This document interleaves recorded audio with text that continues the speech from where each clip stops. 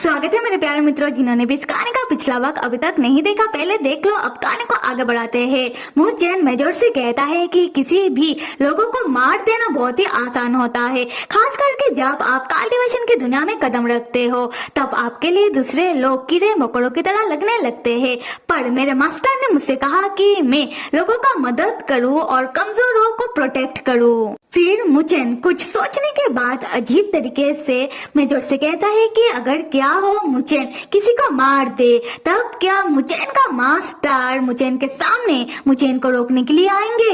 ये सुनकर मेजर चौंक जाता है और मुचेन से कहता है कि तुम्हारे मास्टर वही ना जिनके बारे में तुमने कुछ दिन पहले बताया था कि वो मिसिंग है। छोटे भाई मुचेन, मैं तुमसे यही कहूंगा कि तुम किसी को मारने के बारे में सोचना बंद कर दो। अगर तुम्हें कुछ सोचना ही है तो डॉक्टर संग के बारे में सोचो और जाकर डॉक्टर संग को डायरेक्टली बता दो कि तुम डॉक्टर संग को पसंद करते हो। ये सुनकर मुचेन शर्माते हुए मेजर से कहता है कि क्या मैं डॉक्टर संग को पसंद करता हूँ? ये मैंने आपसे कब कही? और मन ही मन सोचने लगता है कि अगर मैंने जाकर मास्टर को बता दिया कि मैं उनके बारे में क्या सोचता हूँ, तब ऐसा ना हो कि मास्टर मुझसे नाराज हो जाए, तब मैं क्या करूँगा?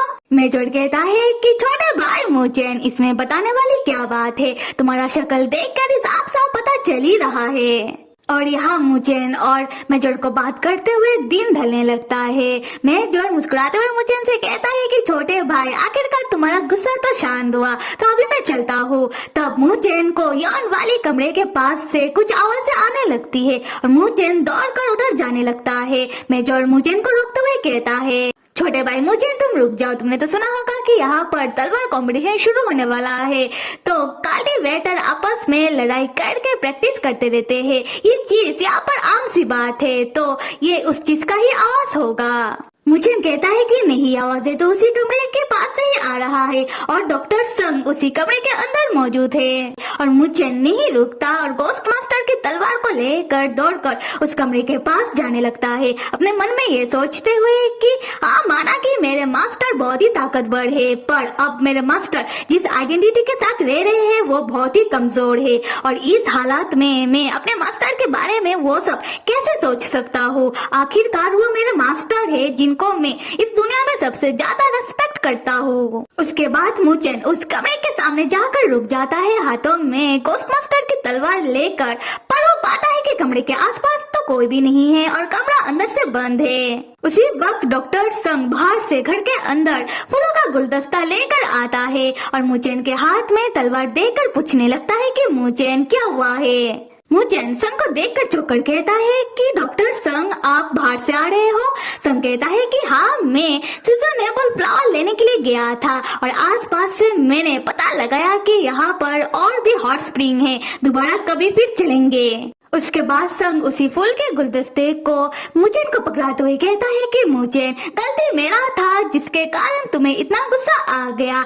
मुचेन फूलों का गुलदस्ता अपने हाथ में लेते हुए कहता है कि डॉक्टर संग, आपका गलती कभी हो ही नहीं सकता।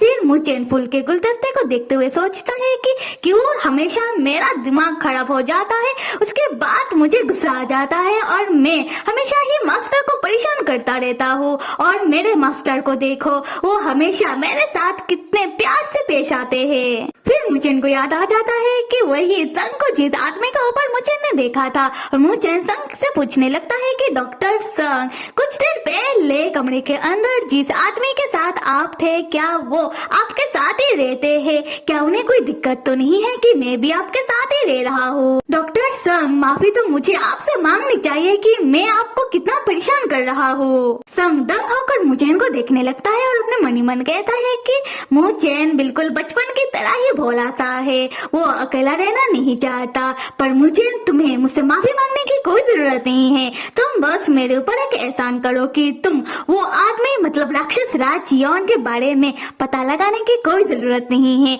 और ना ही उन्हें देखने की कोई जरूरत है। उसके बाद संग मुचेन से कहने लगता है कि मुचेन, तुम मेरी बात ध्यान से सुनो, जिस आदमी को तुमने थोड़ी देर पहले मेरे साथ कमरे में देखा, वो आदमी असल में मेरा पेशेंट है। वो रास्ते में मुझे बेहोश हालत में मिला और मैं उसे उठाकर अपने बगल वाले कमरे में लेकर आ रहा था, तब तुम लोगों ने मुझे उस आदमी के साथ देख लिया।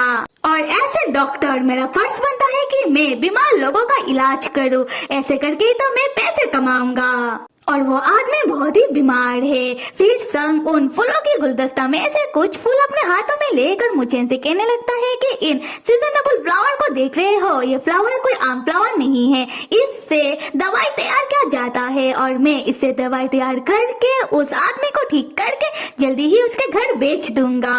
मुझे तब उदास होकर अपने मन में कहता है कि हाय, ये फूलों का गुलदस्ता मेरे लिए नहीं था। उसी वक्त सू डॉक्टर संग के पास आता है और बहुत ही गुस्से में कहने लगता है कि तुम ही हो वो चिकने जिसने मेरे मास्टर को अपने प्यार के जाल में फंसा लिया, जो मेरे मास्टर के साथ चक्कर चला रहा है। मेरे मास्टर ने तुम में ऐसा क्या देख लिया जो मुझ में नहीं है। फिर सू संग के पास आने लगता है संग को मारने के लिए। मुंह चैन संग के आगे आकर खड़ा हो जाता है। संग सू से कहता है कि तुम जहाँ हो वही रुक जाओ, अगर तुम मुझे मार दोगे तब तुम्हें कैसे पता चलेगा कि मेरे पास ऐसा क्या है जो तुम्हारे पास नहीं है। सू तब आगे बढ़ते बढ़ते रुक जाता है और अपने मन में कहता है कि बात तो सही है, मैं जादूगरनियों की रानी हूँ। अगर मुझे पता चल जाए कि मेरे मास्टर ने इसमें ऐसा क्या देख लिया, तब मैं अपने जादू से कुछ भी कर सकता हूँ।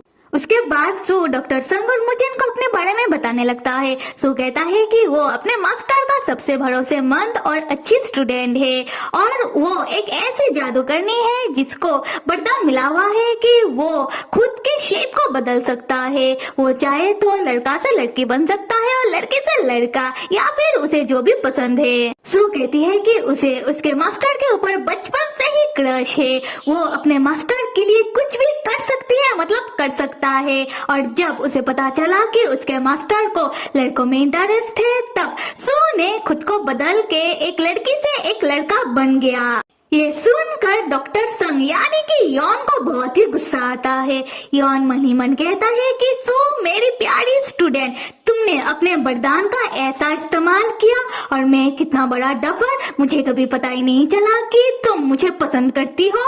और मेरे सारे स्टूडेंट ये सब इतने अजीब क्यों है, वो लोग मेरे कोई भी बात सुनते नहीं और ऊपर से उन्हें जो भी जी कर रहा है वो करते जा रहे हैं। तो फिर मेरे प्यारे मित्रों, आप लोगों को तो पता चल ही गया है कि सू एक लड़की है जो जादूगरनियों की रानी है, जो राक्षस राज यॉन की दूसरी भरोसेमंद वफादार स्टूडेंट है।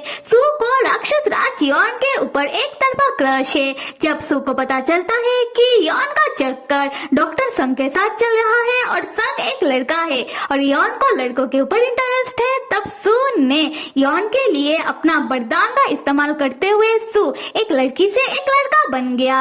और कहानी को आगे देखने के लिए किस किस को अगला भाग चाहिए कमेंट करके बताओ। Till then stay with me and see you.